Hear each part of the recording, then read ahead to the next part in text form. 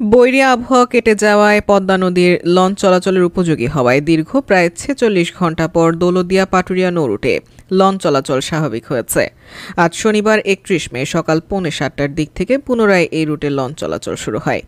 এর আগে বৈরী আবহাওয়ার কারণে পদ্মা নদী উত্তাল থাকায় নৌ দুর্ঘটনা এড়াতে বৃহস্পতিবার ২৯ মে সকাল ৯টা থেকে এই রুটে লঞ্চ চলাচল বন্ধ রাখে কর্তৃপক্ষ।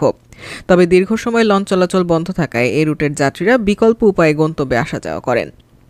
জানা গেছে, বৈরী আবহাওয়ার কারণে বৃহস্পতিবার সকাল থেকে রাজবাড়ীর বিভিন্ন স্থানে ঝড় ও হালকা বাতাস বইতে শুরু করে। সেই সঙ্গে শুরু হয় বৃষ্টি, ফলে উত্তাল হয় পদ্মা নদী। এ কারণে নৌ দুর্ঘটনা এড়াতে দেশের গুরুত্বপূর্ণ দৌলতদিয়া পাটুরিয়া নৌরুটে ওই দিন সকাল ৯টা থেকে লঞ্চ এবং বিকাল ৩:৩০টা থেকে ফেরি চলাচল বন্ধ করে দেয় ঘাট কর্তৃপক্ষ। এ সময় ঢাকামুখী যাত্রী ও যানবাহনগুলো দৌলতদিয়া প্রান্তে আটকা পড়ে।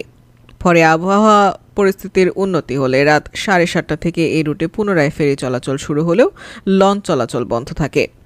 দৌলতদিয়া লঞ্চ ঘাট ম্যানেজার নুরুল আনোয়ার মিলন জানান, আবহাওয়া পরিস্থিতির উন্নতি হওয়ায় আজ সকাল 6:45টা থেকে এই রুটে পুনরায় লঞ্চ চলাচল শুরু হয়েছে।